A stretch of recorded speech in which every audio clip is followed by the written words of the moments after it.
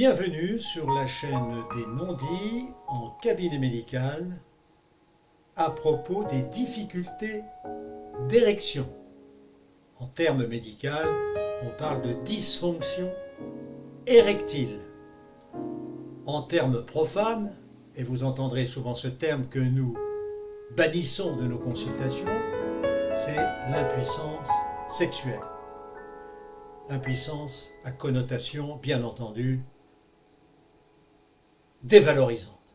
Donc n'employons pas ce terme, d'autant que, et vous le verrez, nous en parlerons, que souvent ces difficultés d'érection se situent dans des relations du couple.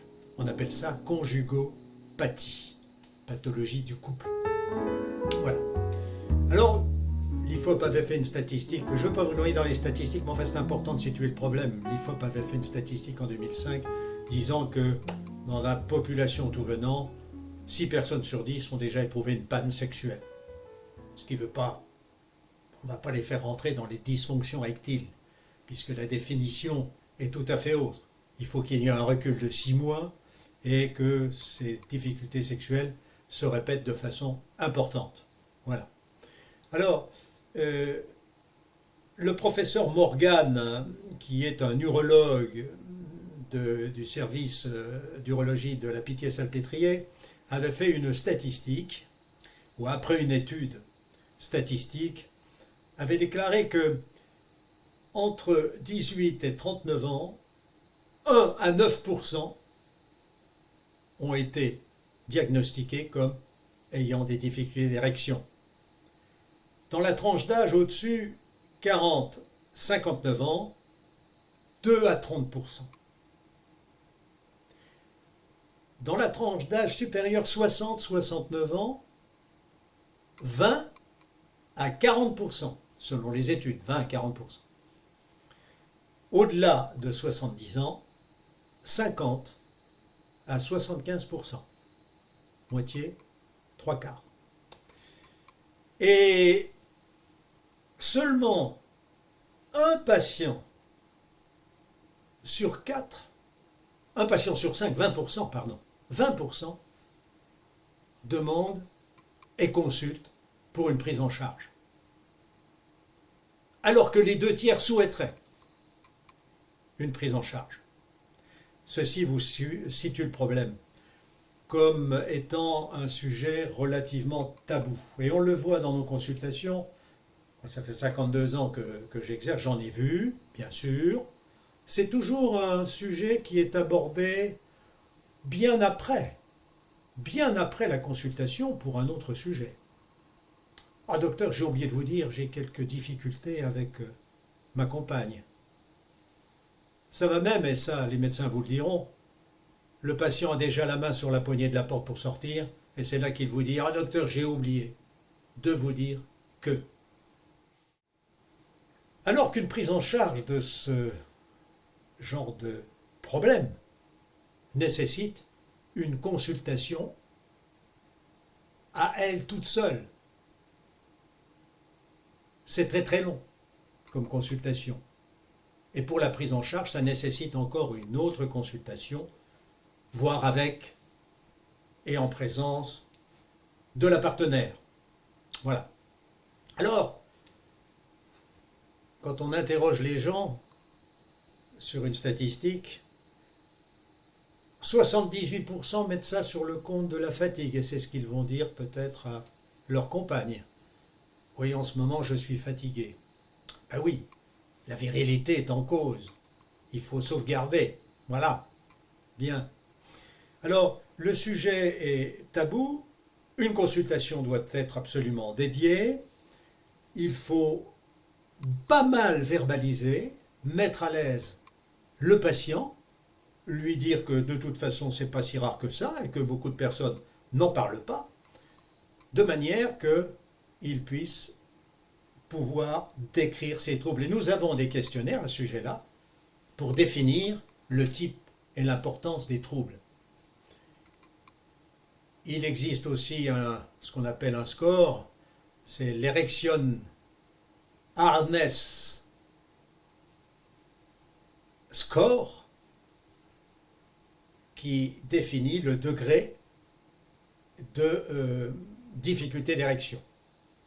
Alors, ou bien ça marche totalement, ou bien ça marche pas du tout, ou bien on obtient une érection, mais avec une difficulté de pénétration vaginale, voilà, ou de maintien pendant le rapport. Je passe sur ce qu'on appelle l'éjaculation précoce. On appelle ça antéportas, avant la porte d'entrée, avant l'intromission vaginale. C'est bien sûr un trouble, si l'on veut, de difficulté érectile, mais en fait, la rigidité de la verge est obtenue, seulement l'éjaculation se fait trop vite, avant la satisfaction notamment de la partenaire. Voilà. Donc ça, je ne le traiterai pas, je m'attacherai davantage à ce qu'on appelle la difficulté d'obtenir une verge dure permettant l'intromission vaginale. Comment ça marche? Le cerveau, c'est le centre du désir, de l'envie, du fantasme, de tout ce qui est imaginaire, sur lequel sur ce cerveau intervient les organes des sens. Dans l'acte sexuel, il y a le toucher, il y a la vue, il y a l'ouïe, il y a l'odorat, le goût même, qui interviennent pour amorcer et entretenir l'érection. Mais il faut passer par un système relais au niveau de la moelle épinière. La moelle épinière, c'est le cordon nerveux qui descend du cerveau jusque au niveau de la région du sacrum, c'est la partie basse de la colonne vertébrale. Deux relais à ce niveau-là.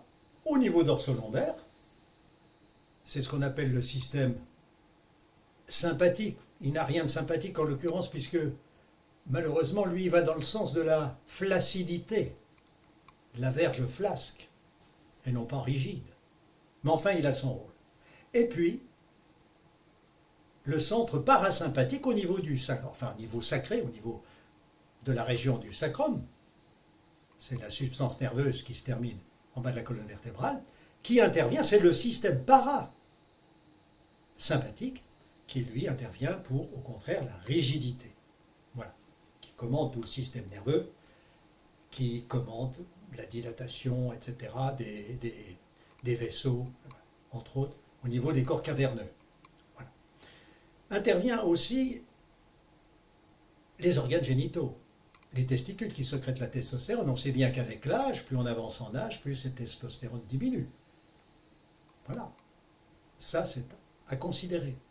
Mais il y a aussi des défauts au niveau des enveloppes des testicules qui peuvent intervenir, mais plus dans l'infertilité. Ce qu'on appelle les varicocèles, ce sont des varices tout simplement, hein, ou alors les hydrocèles. Bon, dans les enveloppes autour des testicules se trouvent des enveloppes qui peuvent se remplir d'eau, voilà. Tout ça, ça peut aussi entraîner des petits problèmes. Puis la prostate, bien entendu, on sait très bien que certaines pathologies de la prostate, soit parce qu'elle est grosse, soit parce qu'il y a une tumeur bénigne, soit une tumeur maligne, ou après une chirurgie sur cette prostate, il peut y avoir à ce moment-là un défaut d'érection. Mais là, on peut donner, bien sûr, le coup de pouce. Alors vous imaginez que tout ce qui est système nerveux, pensons aux paraplégiques, par exemple, certaines paraplégies, hein, avec lésions de la région, notamment parasympathique, donc tout ce qui est pathologie neurologique, mais aussi bien psychiatrique, hein, bien entendu, ça va jusque-là. Les circulatoires aussi, tout ce qui est en relation avec les vaisseaux, il faut une bonne circulation sanguine. Tout ce qui peut intervenir, ce qu'on appelle les défauts du métabolisme, le diabète, l'artériosclérose qui obture les artères, le tabac qui intervient aussi, le cholestérol qui intervient dans l'artériosclérose. Vous voyez toutes ces pathologies, tous ces problèmes qui peuvent entraîner des troubles de la circulation. Et puis, bien sûr, il y a le système hormonal, le testicule, sécrète donc la testostérone. S'il y a un problème à ce niveau-là, bien sûr, sur les glandes rénales, sur les reins se trouvent des petites glandes qu'on appelle les surrénales qui sécrètent aussi la testostérone, mais c'est surtout le testicule. Voilà. Hein, donc les problèmes hormonaux. Voilà. Donc vous voyez, intégrité donc du système nerveux, intégrité du système circulatoire, intégrité hormonale, intégrité des organes génitaux. Voilà, en gros, si vous voulez, là où il peut y avoir des défauts et qui peuvent expliquer des dysfonctionnements érectiles. Je vous rappelle que 2 cas sur 3 de difficultés d'érection sont d'origine psychologique, purement psychologique. Et 1 cas sur 3, ce sont des pathologies qui expliquent les difficultés d'érection, mais sur laquelle peut se greffer en conséquence un problème psychologique, sentiment de dévalorisation, de perte de confiance en soi et tout ce qui s'ensuit. Vous situez 3 cas. Pour les cas purement psychologiques, nous en parlerons en fin de vidéo. 3 cas. Le premier cas, c'était un homme d'une quarantaine d'années, sédentaire, il travaillait dans le tertiaire, donc assis quasiment toute la journée pour lui, traité pour hypertension depuis 7-8 ans à peu près. Il avait fait une angine de poitrine sur un taux de cholestérol très important et il était grand fumeur, hein, disons un paquet par jour, hein, depuis déjà une quinzaine d'années. Et donc on lui avait posé des stents, hein, c'est des petites tubes que l'on met à l'intérieur de l'artère pour dilater l'artère coronaire, entre autres, mais ça peut se faire sur l'ensemble des artères. Donc il avait été stenté, sa tension artérielle était bien régulière, sans problème, avec un traitement très léger. Mais il me dit, vous savez docteur, ça ne va pas, je sens bien, mon épouse me donne l'impression d'être frustrée suite à notre sexualité, particulièrement perturbée, de ma faute. Donc il y avait donc un sentiment déjà de culpabilisation derrière, qui était manifestement relativement inquiétant, mais sur lequel on pouvait intervenir. Bon. Alors je lui ai demandé bien sûr s'il avait des érections nocturnes. Il me dit oui, la nuit j'ai érection nocturne, effectivement, mais c'est pas l'érection que j'avais avant, y compris le matin, avant d'aller uriner, j'avais une érection qui était tout à fait correcte. Mais là, non, ce n'est plus du tout la même chose. Je dois dire qu'il avait eu un bilan artériel complet lors de sa prise en traitement de son angine de poitrine. On avait exploré toutes les artères, celles qui vont vers le cerveau, l'aorte bien entendu, toutes les artères qui vont vers les membres inférieurs et les organes génitaux notamment. Et il n'y avait rien de bien particulier, vraiment, qui pouvait expliquer ce problème. Alors, je lui rappelle quand même qu'il fumait. Il refaisait du sport, un petit peu, mais bon, 1 heure par semaine. Alors, je lui ai dit, écoutez, ce qui serait intéressant, c'est de recevoir votre compagne, parce que visiblement, vous me dites frustration, etc. Elle a peut-être perdu confiance, elle ne vous aide peut-être plus pour obtenir cette érection. Il faudrait voir ça ensemble. Alors, effectivement, je les ai reçus ensemble. Alors, il m'a semblé que l'épouse plutôt était en souffrance davantage pour son mari, voyant que son mari n'arrivait pas à lui donner satisfaction à elle, c'était lui plutôt qui était en difficulté plutôt qu'elle, c'est ce que j'ai cru comprendre. Alors, je lui ai dit la première chose, continuez votre activité physique, augmentez-la, si vous pouvez faire une demi-heure tous les jours, ce serait parfait, première chose. Deuxième chose, arrêtez le tabac. Pourquoi? Ben dans le tabac, il y a de la nicotine. Ben oui, et la nicotine, c'est un vasoconstricteur. Ça ferme les vaisseaux, il faut le savoir.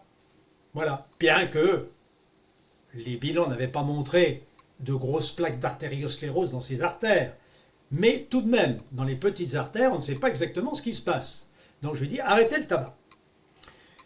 Et puis je lui ai dit, bon, appliquez-vous avec votre épouse sur tout ce qui concerne les prémices de la relation sexuelle, c'est-à-dire les caresses, la tendresse, etc., remise en confiance.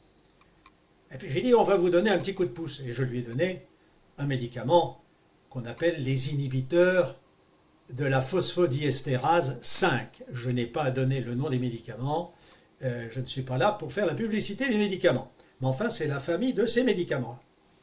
Voilà. Eh bien, il y a eu une solution. Je les ai revus, bien sûr, j'avais demandé à les suivre, mais de façon lointaine pour ne pas les obséder sur la chose. Je les ai reçus 6-8 semaines plus tard, et ils avaient repris une vie sexuelle tout à fait normale. On a pu se séparer du traitement sans problème, la confiance était là, et voilà un couple qui avait retrouvé sa sexualité et peut-être tout l'amour qu'ils avaient avant. Situation où une pathologie peut expliquer un problème de difficulté d'érection. Là, il s'agit d'un homme de 55 ans, diabétique, en surpoids, travaillant dans les collectivités territoriales, donc avec une profession qui n'est pas sédentaire, puisqu'il travaillait, je crois, dans les jardins, autant que je me souvienne, voilà. Et il me dit au décours enfin, je lui pose la question, les artères étant normales, l'examen clinique étant normal, et les examens artériels et Doppler ne montraient pas d'obstruction artérielle, je lui dis, mais le second problème pouvait être d'origine prostatique. Ah oui, il me dit, docteur, vous savez, pour pisser c'est un terme médical, je suis là en train d'attendre, ça vient pas, et puis j'ai l'impression d'avoir fini de pisser au bout de peu de temps, puis en fait, une heure après, je suis obligé d'y retourner, j'y vais 8-10 fois dans la journée, et la nuit, je me lève plusieurs fois. Et puis alors j'ai des gouttes retardataires, etc. La première chose à faire, c'était quand même d'aller examiner sa prostate. Bon, examen clinique d'abord, avant tout examen complémentaire, toucher rectal. Toucher rectal montre une grosse prostate, manifestement une grosse prostate. Et je demande une échographie, bien entendu, pour mesurer le volume de la prostate. En fait, on l'apprécie en grammes, hein. Prostate, ça fait 30 grammes à peu près, grosso modo, en moyenne. Là, on était rendu à 55 grammes. Bon, c'était quand même une prostate assez importante. Bon, bien sûr, on a éliminé tout ce qui pouvait être cancéreux, on a fait les marqueurs, etc. Voilà. Et les examens étaient rassurants, notamment l'échographie, mais aussi l'IRM qui a été demandé pour éliminer, bien sûr, le cancer. Il n'y avait rien de bien particulier. L'urologue, pareil, a confirmé nos résultats. Alors, mais je lui dis, votre érection, quel est votre problème? Elle me dit, j'ai pas d'érection, docteur, je n'arrive pas. Ma femme a essayé, on a essayé, maintenant on n'en parle pas, vous savez, chez nous, dans sa famille, et puis dans ma famille, c'est très tabou, vous savez, on n'en parle pas. Entre nous, mon épouse ne dit rien, moi je dis rien, bon, on vit comme ça, mais enfin, quand même, c'est quand même pas tout à fait normal, hein, voilà.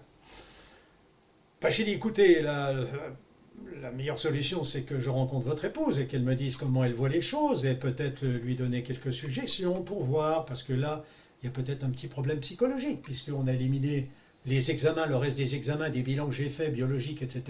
Il n'y a pas de problème hormonal chez vous, il n'y a rien de particulier.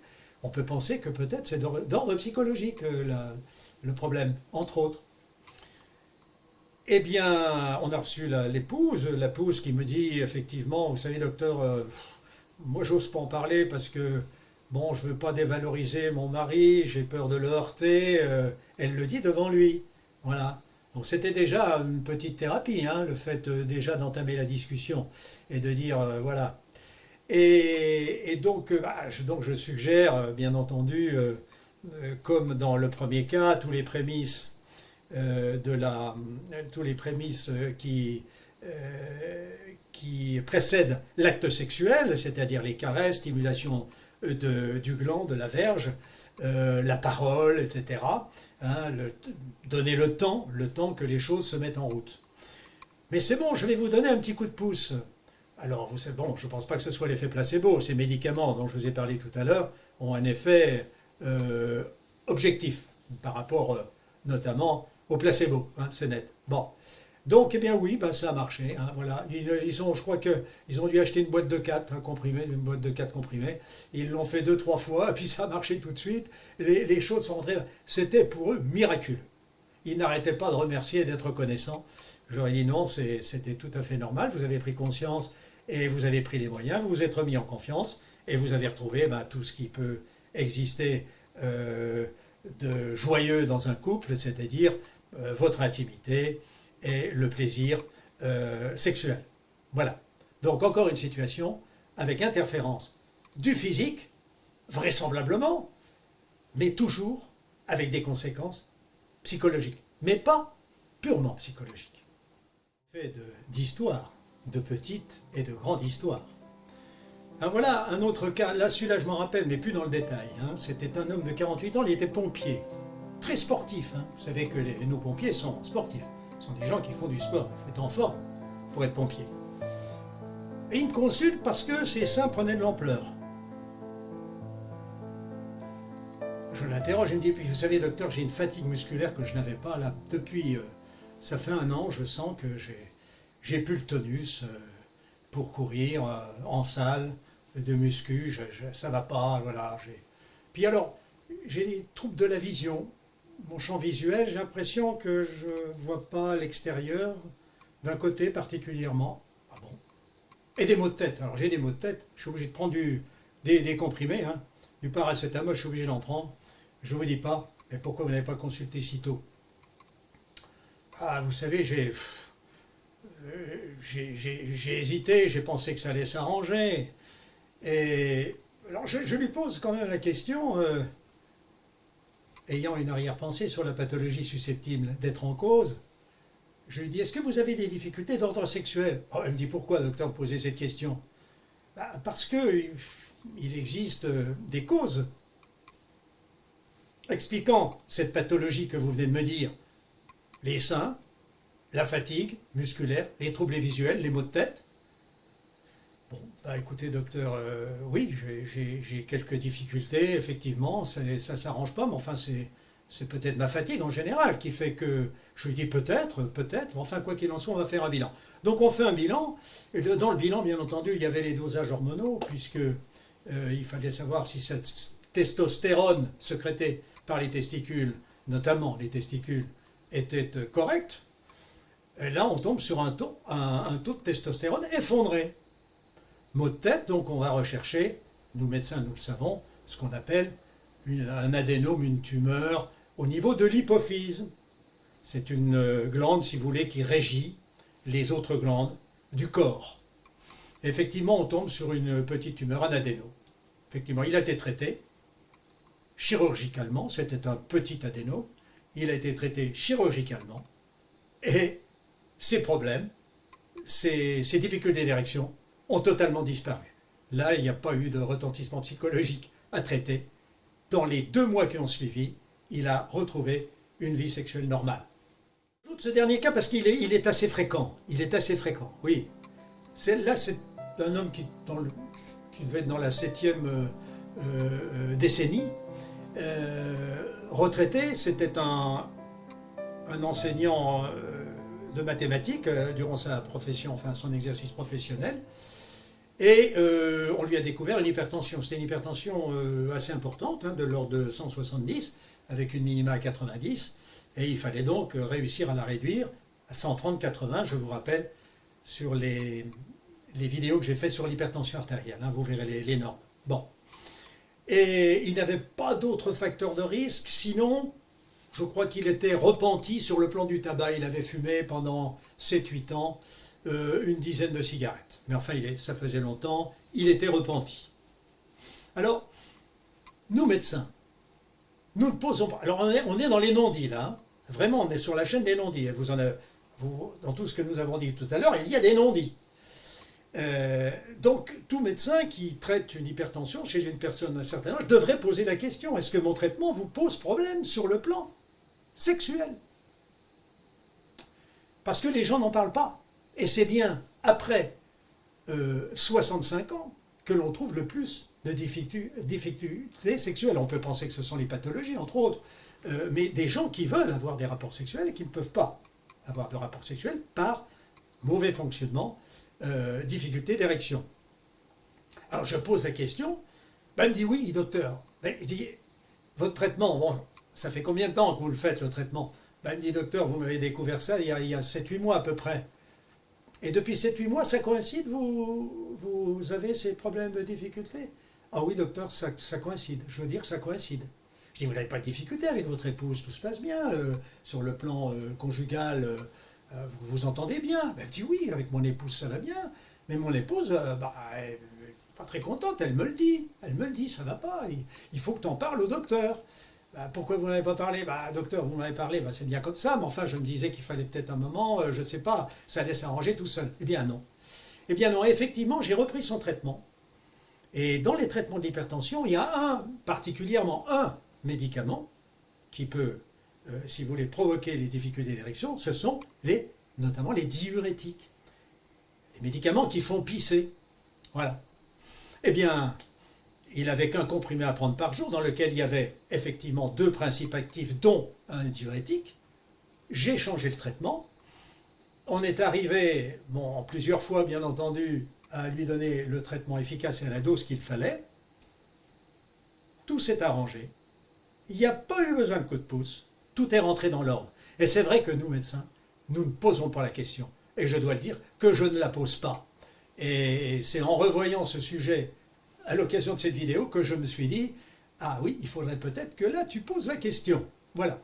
Alors bien sûr, ça peut choquer certaines personnes de parler de sexualité à l'occasion de l'hypertension, mais si on explique bien aux malades les raisons pour lesquelles on pose la question, surtout s'il y a notamment un diurétique, eh bien, on peut rendre un sacré service aux patients et au couple. Voilà pour ce qui concerne les cas pratiques. Mais là, nous allons aborder maintenant plutôt un cas plus complexe, qui est le cas purement psychologique. Alors, il y a un mot-clé qu'il faut prononcer dans les cas notamment psychologiques, c'est la libido. La libido, c'est l'envie d'avoir envie. Ça nous rappelle une certaine chanson d'un rocker français.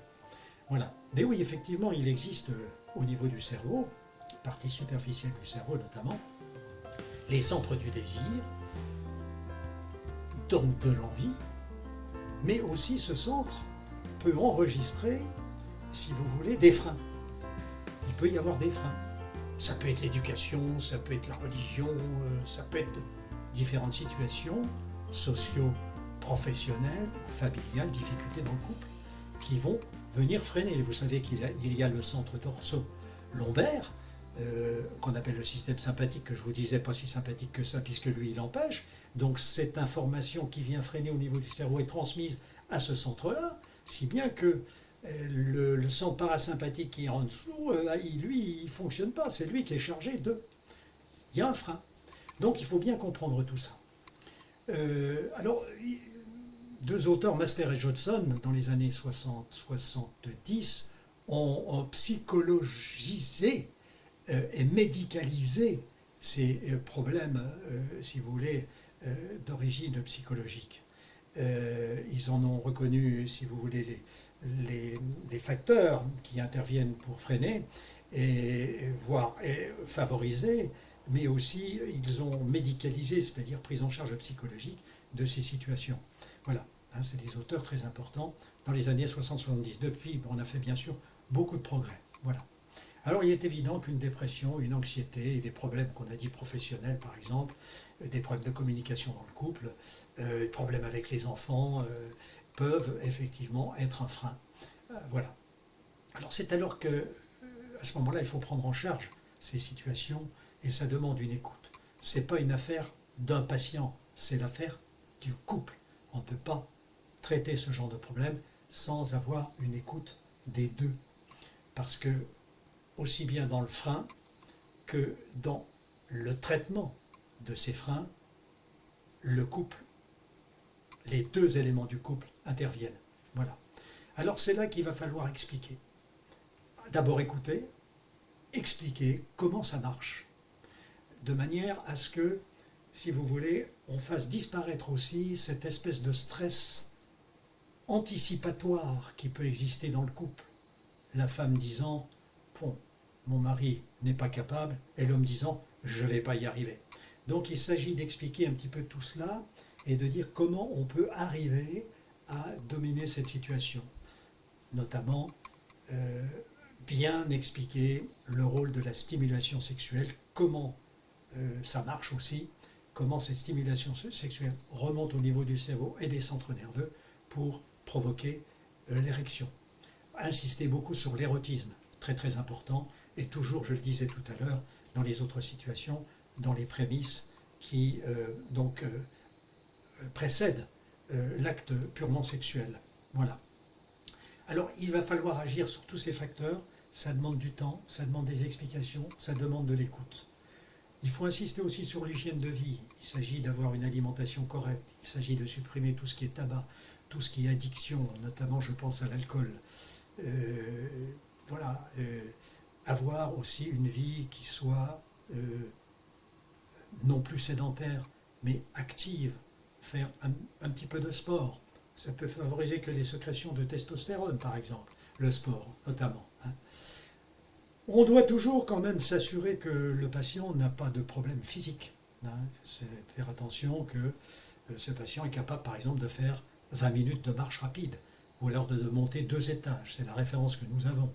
Et puis s'il y a des facteurs de risque cardiovasculaire, s'il y a eu un antécédent récent, peut-être un petit accident vasculaire, un accident cardiaque, un infarctus du myocarde, s'assurer d'avoir suffisamment de recul, voir s'il faut demander l'avis du cardiologue et faire éventuellement une épreuve d'effort. Quant à la prise en charge et le coup de pouce, comme on dit, avec les inhibiteurs de la 5 phosphodiestérase 5, il faut toujours bien dire au couple de ne pas se presser pour estimer le résultat. Quelquefois, il faut 4, 5 ou 6 essais pour arriver à obtenir une érection et à obtenir et à rétablir la confiance dans le couple. Ça, c'est très important. Donc, ne pas conclure trop vite. Alors, il est un poète irlandais qui porte le nom de Simus qui est né, je crois, en 1939, me semble-t-il, oui c'est ça, et décédé il y a peut-être 1 ou 2 ans, prix Nobel de littérature, je dois dire, est cité dans Le sexe et le droit.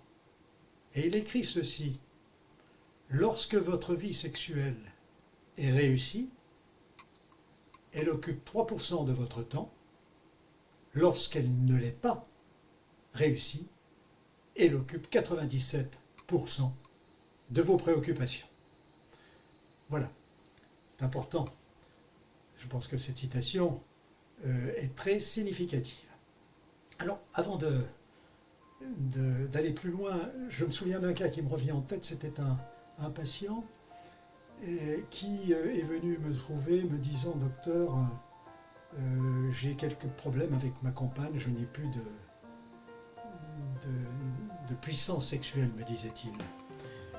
Et je lui dis: depuis quand? Et il me dit: écoutez, je dois dire que ça coïncide avec un rapport que j'ai eu lors d'un déplacement professionnel, accidentel je dois dire, avec une autre personne, et depuis je n'arrive plus avec mon épouse.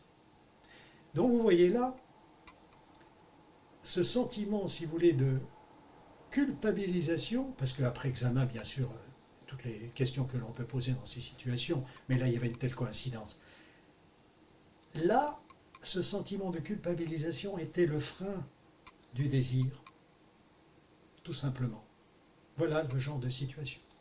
Voilà. Et je tenais à le dire parce que ça me revient, cette situation me revient en mémoire. J'aimerais ajouter ce qui concerne le chemsex, c'est-à-dire tous ces produits qui sont pris par certaines personnes pour augmenter leur performance sexuelle. Il s'agit ce qu'on appelle des catinones, des GHB, voire de multiples addictions de ces divers produits, avec les risques qu'ils comportent sur le plan notamment cardiovasculaire. Je ne parle pas des risques psychiatriques éventuellement ultérieurement. Je pense aussi aux poppers, les poppers qui sont du nitrite d'alkyle qui pris aussi pour des performances. Pourquoi? Parce que si effectivement il y a performance, du moins un certain temps avec ces produits, il faut savoir qu'à l'arrêt, c'est là qu'il risque d'y avoir des problèmes de difficulté d'érection pour reprendre une vie sexuelle normale. Donc la prise en charge est beaucoup plus difficile. Donc c'est simplement pour vous mettre en garde contre ces produits, parce que ça concerne effectivement les problèmes sexuels. Alors, J'insisterai bien pour dire que ne pas attendre 6 mois comme il est écrit, c'est vrai, c'est ce qui est écrit par les recommandations, mais pas attendre 6 mois dès que vous voyez que s'installe une panne qui a tendance à se pérenniser. Il ne faut pas attendre. La prise en charge, la guérison sera, disons, beaucoup plus précoce. Voilà. 52%, hein, entre 40 et 70 ans, hein, de difficultés sexuelles, d'érection. 2 tiers sont d'origine psychologique, je le rappelle, ça c'est une statistique à retenir. Cette vidéo vous aura rendu service. On ne sait jamais que vous pourrez faire un retour sur vous-même en vous disant, parce que vous serez au courant, que vous saurez consulter, comme je viens de le dire, sans trop attendre. Et puis, à nous médecins, de faire attention, notamment chez les gens qui ont certains traitements, les psychotropes, les traitements psychiatriques, les médicaments pour dormir, et oui. Tous ces traitements à visée cardiovasculaire, d'hypertension artérielle, on en a parlé tout à l'heure. Pensez à poser la question à son patient, est-ce que vous avez des difficultés d'ordre sexuel? Voilà, tout ceci bien sûr en le mettant à l'aise et en sachant amener bien sûr la question. Je ne peux que vous conseiller de liker bien entendu, et si vous en avez envie, hein, ne vous forcez pas bien entendu, faire un commentaire et pourquoi pas, ça peut servir à la personne que je suis qui a constitué cette vidéo.